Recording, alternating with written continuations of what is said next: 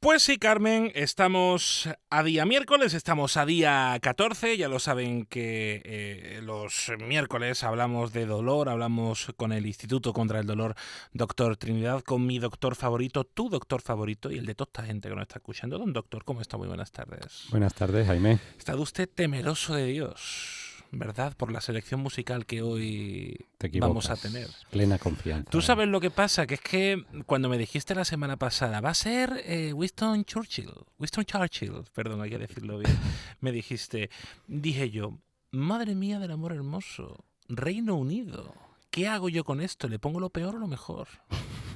¿Tú qué crees que es esto, lo mejor o lo peor? Yo es que después de la temporada pasada con esa selección, yo confío en ti, Jaime. Bueno, A mejor ver si que no me equivoco. Mejor que no lo hagas, mejor que no lo hagas.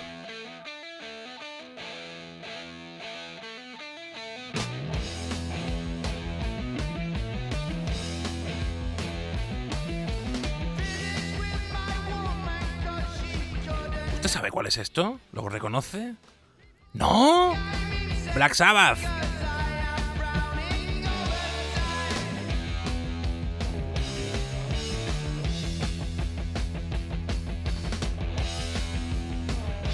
Porque usted sabe bien, doctor, que en Reino Unido, en Inglaterra, el mundo del rock, el hard rock, el heavy metal, pues son la catedral.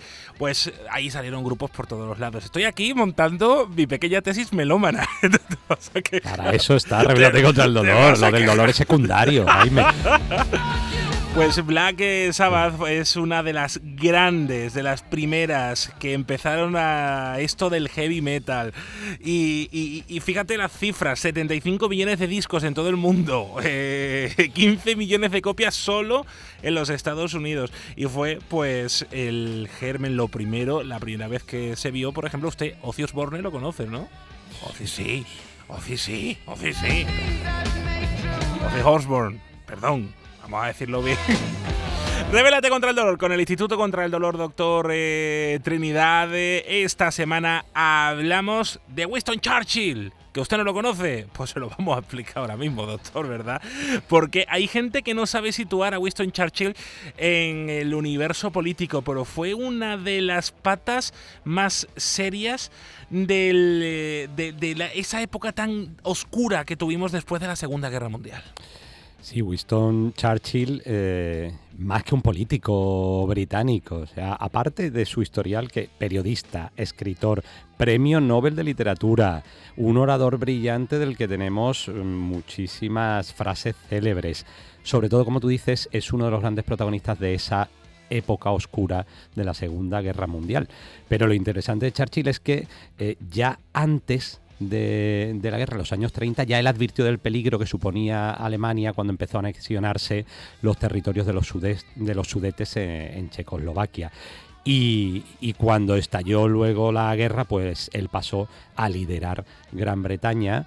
Y bueno, tenemos esa imagen, por ejemplo, de hombre fuerte de Winston Churchill, que mientras los ciudadanos dormían en las estaciones de metro de Londres para protegerse de los bombardeos nazis, él se paseaba por las ruinas con su puro, su sombrero, esa imagen clásica, animando a la resistencia con frases como "no nos rendiremos jamás".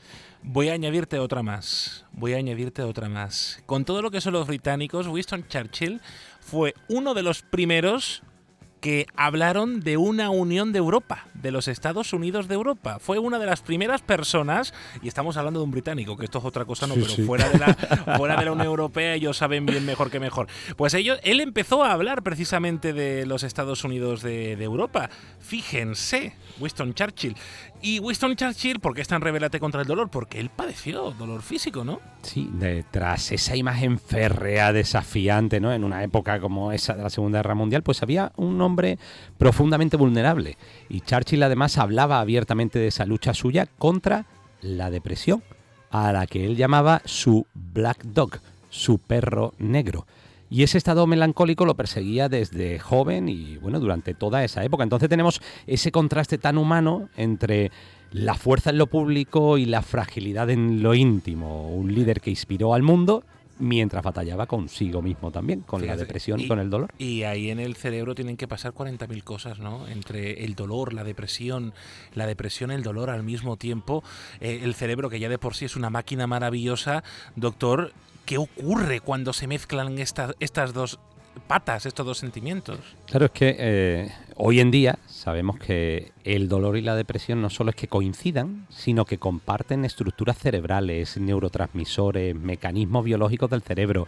Entonces, por ejemplo, regiones como corteza prefrontal, amígdala, hipocampo, se activan tanto en el dolor físico como en el emocional, como en la depresión. Por tanto, tanto en el dolor como en la depresión hay una disfunción de esas conexiones, también del sistema que nosotros decimos dopaminérgico, serotoninérgico, son esas moléculas que tienen los antidepresivos. Pues los antidepresivos funcionan en la depresión y en el dolor porque tienen esa combinación de estructuras. Por tanto, cuando decimos la depresión es psicosomática, no, es neurobiológica. Hay un montón de moléculas, de conexiones que están produciendo todas esas sensaciones. ¿Y esto cómo se trataba en 1940? Es que esto tiene que ser complicado.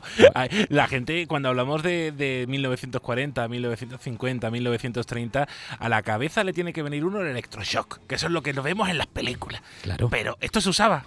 Bueno, es que la psicoterapia, por ejemplo, era una cosa elitista y muy poco accesible. Los antidepresivos aún no existían como tal en esos años 30-50 y el electroshock pues era una de esas herramientas de película que tenemos, ¿no? Pero que eran eficaces con todo lo que significaba entonces, de complicaciones de confusión, pérdida de memoria, convulsiones, estigma social. Entonces, bueno, no hay pruebas documentadas de que Churchill se sometiera, desde luego, al electroshock. Sí sabemos que buscaba refugio en la pintura, la escritura, sus animales, su familia, y él tenía una frase que decía: el trabajo es el antídoto contra el dolor. Fíjate, entonces, bueno, ese sufrimiento que en esa época se consideraba vergonzoso, ¿no? Que decir tengo depresión en esa época pues estaba muy estigmatizado. Una figura como él no solo fue capaz de sostener a un país, sino que lo hizo cargando con ese peso interior invisible del Black Dog. Entonces, en una época en la que, como bien decimos, pues prácticamente no había tratamientos y encima estaba estigmatizado. Bueno, ahora no hay electroshock, pero hay otras cosas, ¿verdad, doctor? Ahora se habla, por ejemplo, de multitud de tratamientos con multitud de cacharrucos, que eso ya saben a la gente que me encanta hablar de ellos. Ahora las cosas están un poquito más avanzadas. Pero un segundito, que me gusta mucho este tema, que es de Blur, que es Girls and Boys, que es otro temazo. Hoy estoy como un cerdo en cochiquera, o sea, estoy feliz. Sí, ya yo confiaba. Con la selección musical. O sea, lo que decíamos, doctor, ahora la cosa está un poquito más avanzada, ¿no? Para tratar la depresión y el dolor. Afortunadamente hemos avanzado mucho. Hoy, aparte de las técnicas intervencionistas que tenemos en dolor, para distinguir lo que patologías que realmente lo necesiten, para la depresión pues disponemos de fármacos más eficaces que nuestros compañeros psiquiatras manejan estupendamente. La psicoterapia tiene una evidencia muy fuerte. Ese tratamiento con los psicólogos no es sentarnos en el diván a hablar, sino que tiene una terapia perfectamente sistematizada. Y luego tenemos esa tecnología de estimulación transcraneal profunda que, como adelantábamos el otro día, hemos puesto en marcha en la clínica HLA Sherman en Jerez, en la que se van a producir unos impulsos magnéticos sobre regiones del cerebro, concretamente sobre la corteza prefrontal izquierda, entre otros focos, en el que se va a producir, por decirlo de alguna manera, ya no es ese chispazo del electroshock que era como un reseteo, un apaga el ordenador y vuelve a encenderlo, ese apagar el cerebro y volver a encenderlo, no. Son ondas muy suaves que van a producir como un reentrenamiento cerebral. Entonces va a buscar ese equilibrio entre lo neuroquímico, lo funcional del cerebro. Sesiones sin anestesia, sin efectos adversos, ambulatorias, 20 minutos y sales de allí y te reincorporas a tu trabajo. Solo te necesitas esa media hora para hacer el tratamiento. Entonces, estamos hablando ahora de una nueva forma de medicina más precisa, dirigida al foco del cerebro que conocemos, porque ya la neurobiología que conocemos hoy en día no tiene nada que ver con la de los años 30-50, y sin depender tanto de fármacos, que van a seguir siendo una ayuda y el psiquiatra va a definirlo, pero que nos va a permitir disminuir las dosis y no llegar a esas combinaciones de multitud de fármacos que, como sabemos, pueden dejar al paciente somnoliento, desconectado del medio y producir más efectos adversos que beneficios. Entonces, tenemos esas 3 patas para la depresión de tratamiento farmacológico, terapia con el psicólogo, psicoterapia y tratamiento eléctrico con la estimulación magnética transcraneal. ¿Qué podemos aprender de Churchill como médicos, como personas? ¿Cómo podemos afrontar este caso ahora en la medicina moderna? Pues la figura de Churchill me encanta, o sea, nos deja muchas lecciones, tanto clínicas como humanas. La primera es que la depresión no es una debilidad, que puede afectar a líderes, a genios, a héroes, que el sufrimiento emocional no se ve, pero pesa muchísimo en esa persona. Y luego nos enseña algo como médicos que a veces olvidamos, que detrás de un paciente hay una historia, que la fuerza externa puede ocultar una fragilidad enorme. Fijaos en Churchill, que se enfrentaba a todo, y que el dolor no siempre se verbaliza, pero se manifiesta. Y a veces la depresión es una manifestación de ese dolor.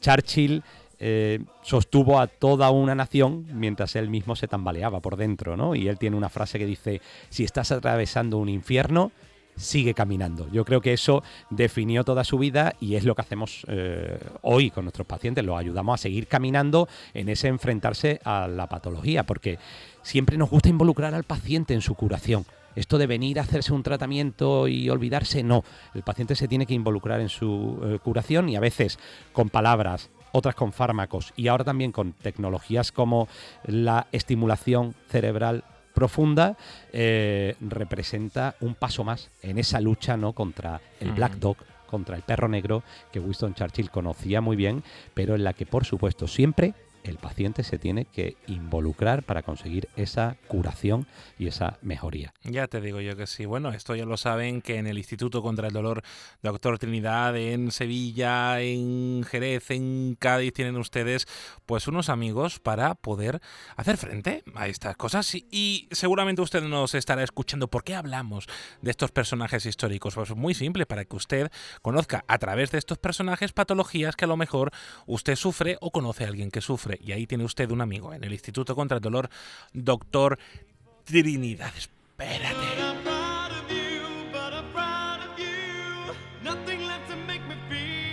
Esta sí la conoce, ¿no? Hombre. Spandau Ballet. Por favor.